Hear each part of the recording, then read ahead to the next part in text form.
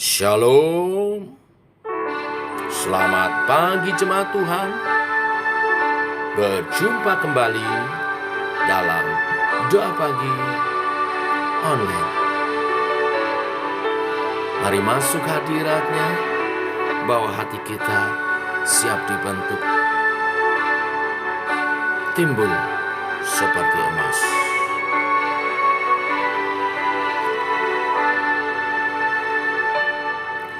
Tuhan,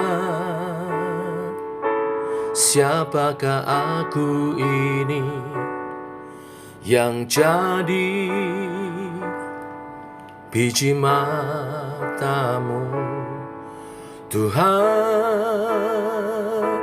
siapakah aku ini yang selalu Engkau kasihi? Tuhan, Kau segalanya bagiku, tanpamu hidupku terasa hampa. Tuhan, jangan tinggalkan aku, hanya Kau Tuhan di dalam hidupku. Tuhan tahu jalan hidupku, kemanapun kakiku melangkah. Bila Ia menguji diriku, ku kan timbul seperti emas.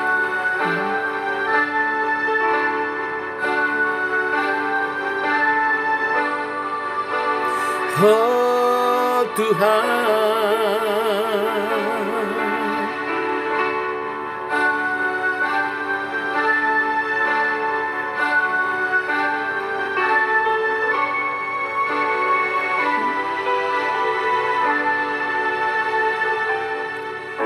Tuhan, siapakah aku ini yang jadi biji matamu? Tuhan, siapakah aku ini yang selalu Engkau kasihi? Tuhan, Kau segalanya bagiku, tanpamu hidupku terasa hampa. Tuhan, jangan tinggalkan aku, hanya Kau Tuhan di dalam hidupku. Tuhan tahu jalan hidupku, kemanapun kakiku melangkah. Bila Ia menguji diriku, ku kan timbul seperti emas. Kau El Shaddai, penuh kasih dan sayang. Kau El Shaddai, memberi lebih dari cukuplah kasih-Mu. Pulihkanku, oh, Tuhan tahu jalan hidupku,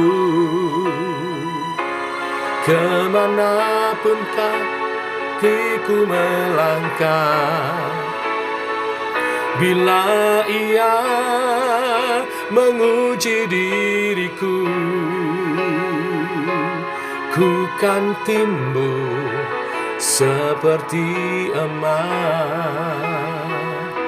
Ku kan timbul seperti emas. Ku kan timbul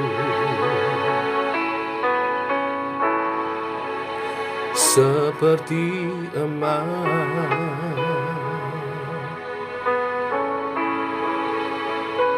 Oh,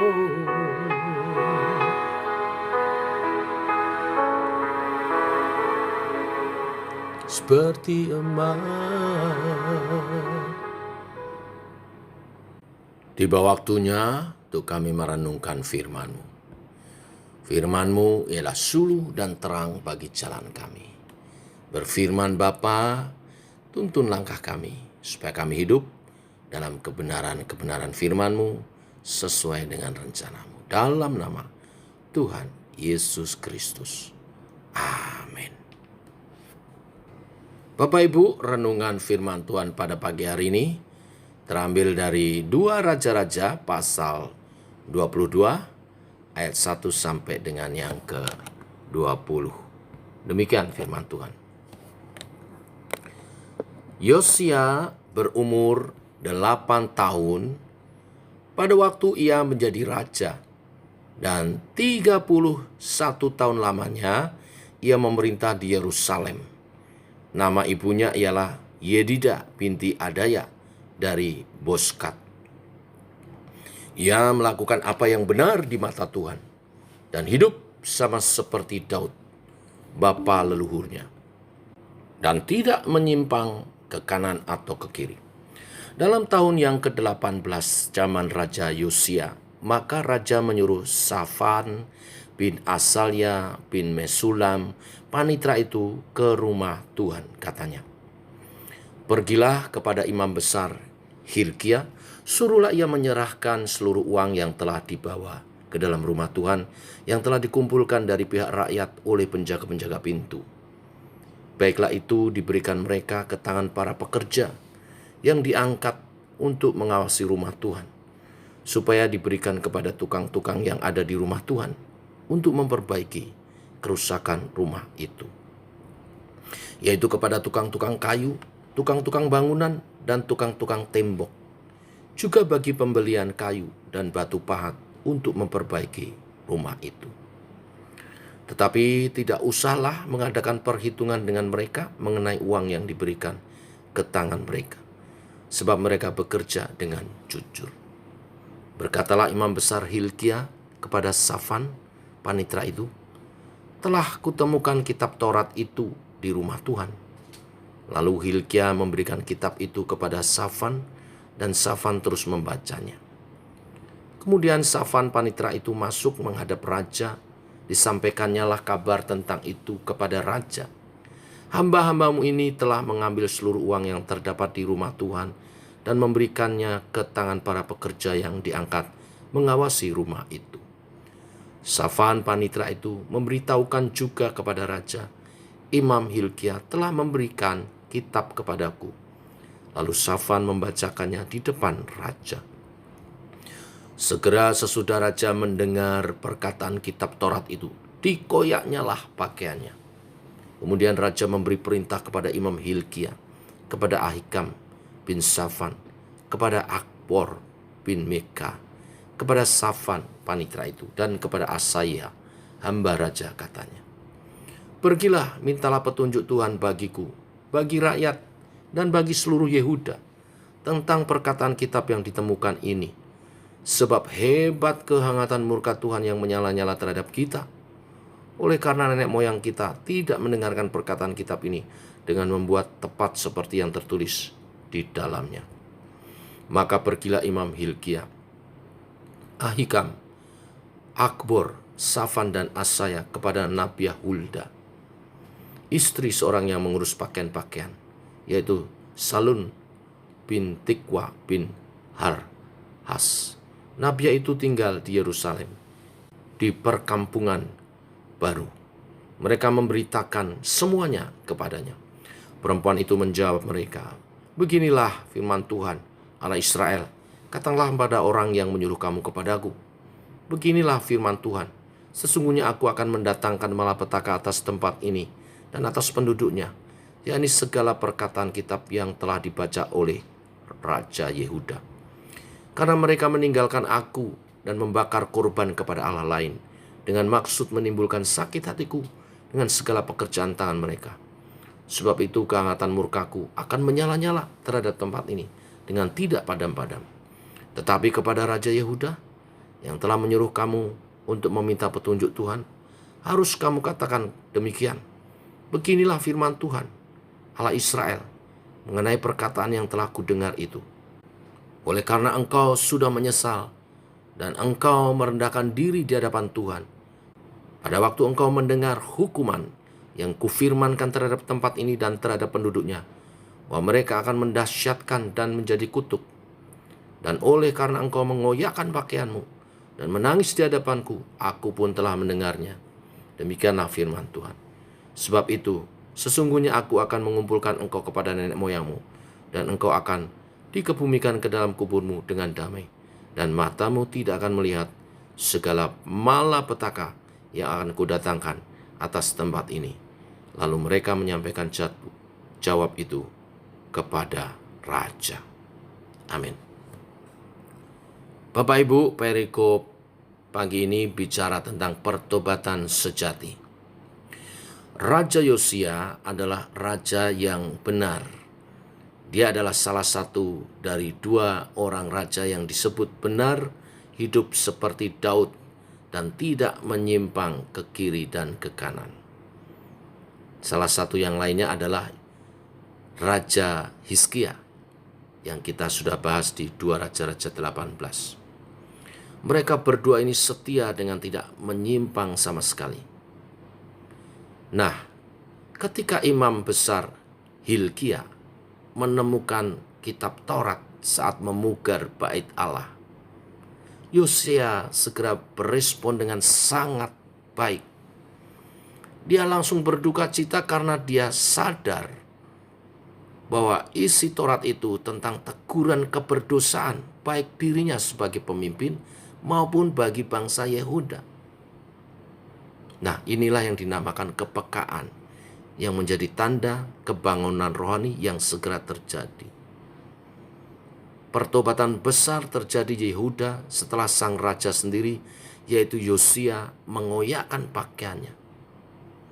Pertobatan besar yang sejati tidak terjadi setelah orang menyadari keberdosaan bangsanya. Pertobatan sejati terjadi setelah seorang menyadari keberdosaannya sendiri dan keberdosaan bangsanya. Pertobatan sejati tidak akan terjadi karena ada orang-orang yang pandai menuding dosa orang lain. Pertobatan sejati terjadi karena ada yang menyadari keberdosaannya sendiri dan keberdosaan bangsanya. Jika seorang tidak peka terhadap dosa-dosanya sendiri, dari mana dia bisa peka terhadap dosa orang lain?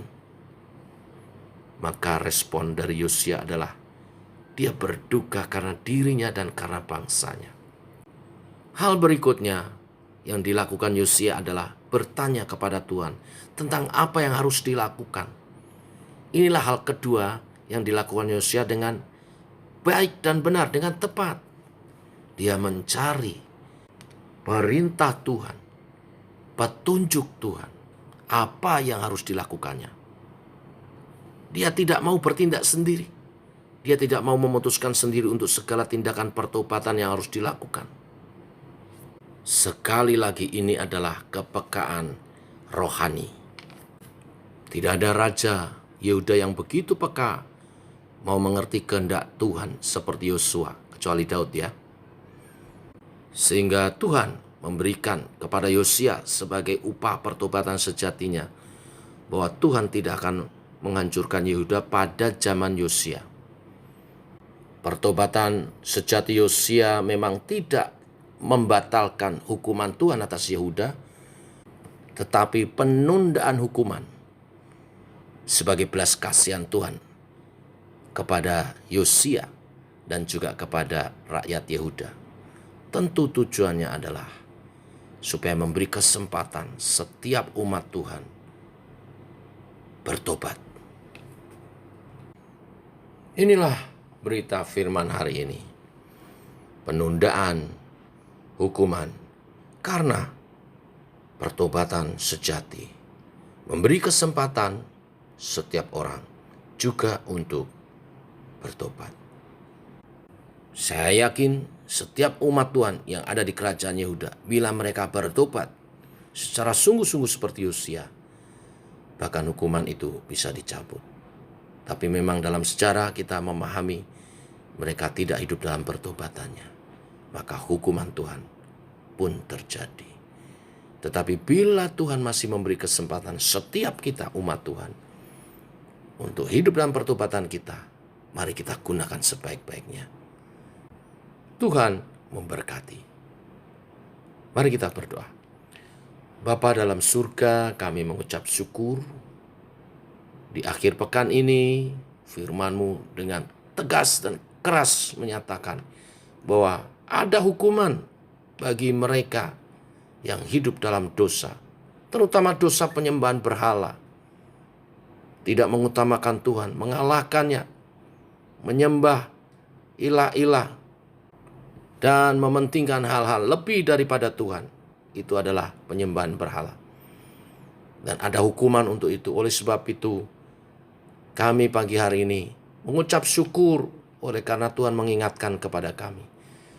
Setiap orang yang bertobat secara sungguh-sungguh seperti Raja Yosia yang menanggapi kebenaran firman Tuhan saat ia menemukan Taurat Tuhan, mengoyakkan pakaiannya, merendahkan diri di hadapan Tuhan, dan memaklukkan pertobatan massal bagi rakyatnya, menjadi perhatian Tuhan. Bahkan Engkau menunda hukuman itu untuk memberi kesempatan setiap orang pribadi lepas pribadi bertobat. Pertobatan adalah urusan pribadi yang memang juga membawa dampak secara nasional. Biarlah makin banyak orang-orang yang bertobat di bangsa Indonesia, di mana Engkau menempatkan kami Tuhan. Pada kesempatan ini kami mendukung gerakan doa nasional. Jaringan doa nasional juga bersama dengan FGBMFI yang akan diadakan 12 nanti. Tanggal 12 Desember selama 12 jam. Untuk memohonkan belas kasih Tuhan atas negeri kami Indonesia. Dan hamba-Mu berdoa kiranya makin banyak orang percaya yang hidup dalam pertobatannya, hidup sejati. Dan itu akan membawa dampak secara nasional. Bagi pemerintahan kami, bagi rakyat Indonesia, bagi tanah air kami. Terima kasih Tuhan, Engkau memberi hati hamba-hamba-Mu dan anak-anak-Mu yang rindu, berjaga-jaga dan berdoa, bersyafaat bagi bangsa ini. Kami berdoa supaya tahun depan, tahun 2024, pemilu berjalan dengan aman, damai, tentram, terpilih pemimpin yang mampu membawa Indonesia maju lebih lagi, adil, makmur, dan hidup dalam hati nurani yang bersih, sehingga Tuhan mengarahkan dia dan mengarahkan bangsa ini dengan baik. Itu doa kami. Ada keharmonisan, ada toleransi, ada kebaikan atas bangsa Indonesia. Bhinneka Tunggal Ika, berbeda-beda tetapi tetap satu, rukun, aman, tentram, damai, dan bahagia. Kami berdoa dan memberkati bangsa ini dengan semua berkat kebaikan itu. Dalam nama Tuhan Yesus Kristus. Amin. Demikian saudara, doa pagi kita. Selamat pagi, selamat berjalan bersama dengan Tuhan. Shalom.